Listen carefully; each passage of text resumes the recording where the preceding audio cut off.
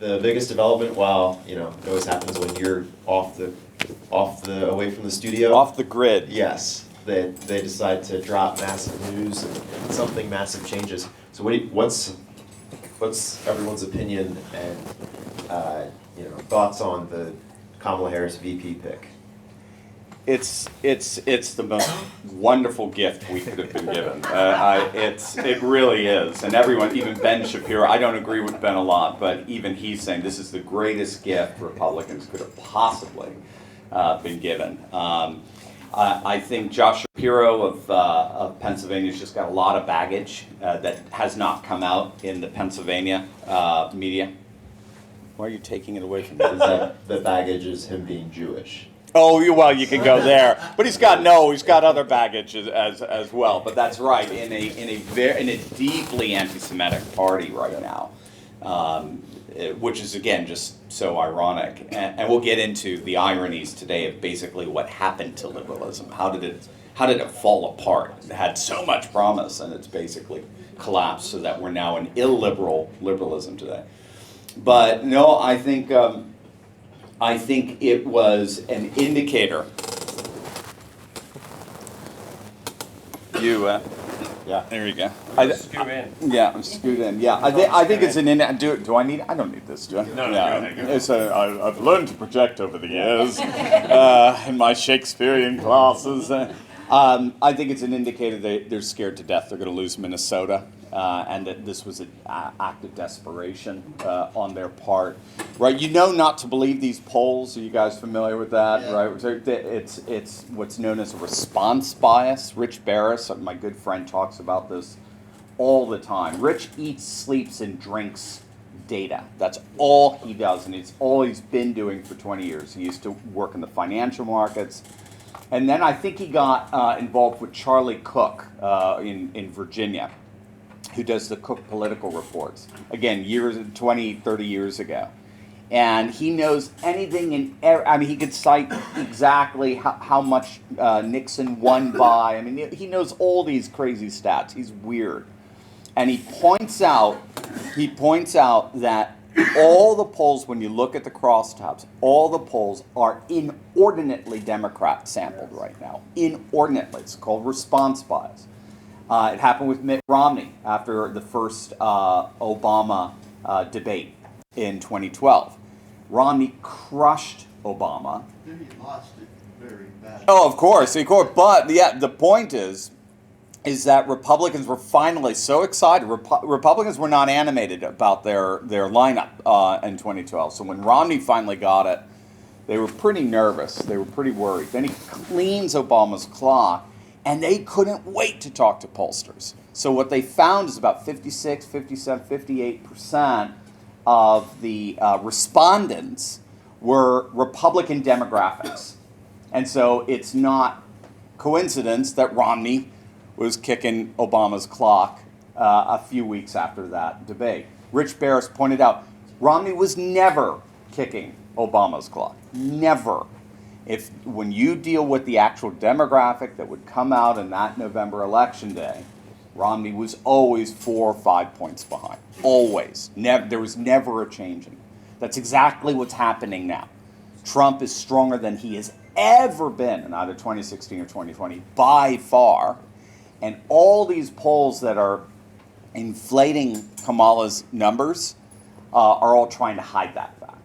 When all said and done, it doesn't matter. It's not going to do anything. I mean, the people who are going to come out are going to come out. There's no turnout machine quite like Trump. So I think this is an act of desperation. If Kamala was really as far ahead as they're trying to pretend she is, she would not have picked Tim Walz of Minnesota, of all things, right? You'd find someone like a Shapiro. You'd find someone like, the North Carolina governor came out and just said, "I'm not going to go." You're right. They have one last Democrat in North Carolina, basically, and that's their governor. He's kind of a lag from 6 years ago. So it's pretty clear. I think the rats are starting to kind of leave this ship, the sinking ship, and this pick was evidence of that. Yeah, I think there's so many quotes and so many video clips that you can go for this guy, and relatively He's a unknown governor. nut. Yeah.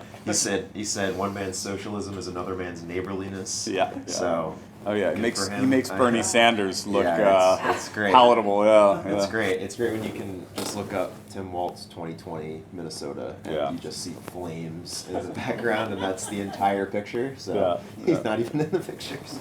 It's great. You know what I mean? Yeah. Well, you have another question? Oh well, you can go with that if you don't want to. I have nothing to say. Yeah. We don't trust you redcoats. All right. You'd say, I think someone. You can do with the royal family. Yeah, you can do with the royal family. I prefer King George.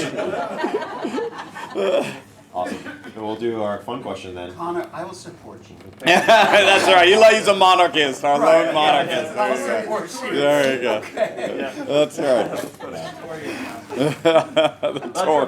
I do have a question along those lines. So, the left is constantly attacking our conservative values by trying to weaken men for the simple reason that a weaker population is easier to control. That's why they deem masculine men as toxic. Why do you think Trump is their worst enemy? And all of this isn't just speculation, gang. Many of you know that testosterone levels have actually been declining for decades now, with a 17% drop among 60-year-olds in 2004 as compared to 1987. Now, thankfully, the solution to combat this emasculation of men is Black Forest Supplements Turkesterone. Now, this limited edition supplement is meant to restore masculinity as it combines two of the most potent natural testosterone boosters on the market. Turkesterone is a natural anabolic compound that supports muscle growth, improves endurance, and boosts testosterone levels. And Black Forest isn't joking when they say limited edition. So don't wait. Jump on these supplements now before they're off the shelves. I personally use Black Forest supplements every day. And I can tell you, folks, I've never felt better. I've got increased energy levels, strength, great sleep, and I feel amazing overall. And I know I'm supporting an amazing company that's fighting the good fight to protect traditional masculinity and femininity. So join and bring your health and life back into your control. Click on that link below right now and try Turkesterone with their buy two, get one free 48-hour promo. You won't regret it, gang. Click on that link below right now. yesterday, I was thinking about this all day. Wow. Day. I'm sorry. Where's your wife? I'm sorry. Honey, I'm here. I'm here. Stop looking up. So yesterday, you gave us the stat of before World War I, most countries were run by monarchies. And then after they became yes, social democracies or liberal democracies. Do you think with the populist revolutions that are happening, there may be a swing back to monarchies in some smaller countries? Or is there a different kind? Because America can't do that. Right. Probably won't do that. Right. No.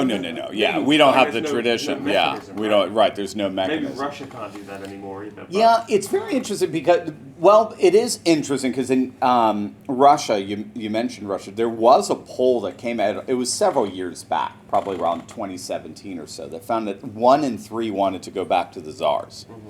So it was this kind of retraditionalization that's happening. So we'll have to see. What makes the future interesting, as we were talking about the other day, and it'll be our final talk here, is this notion of archaeofuturism, where you bring tradition and technology together. I mean, in many ways, Valencia is an archaeofuturist society. It's really neat how they kind of blend. I mean, you're in this medieval city with buses going by and taxis and that kind of stuff. But I think in an archaeofuturist society, you don't necessarily get rid of what you had before. So it's not like secular structures just die away. They're still there, but they get relativized and they get harmonized in this more traditionalist vision of society that they tried to relativize. They tried to push out of the public square.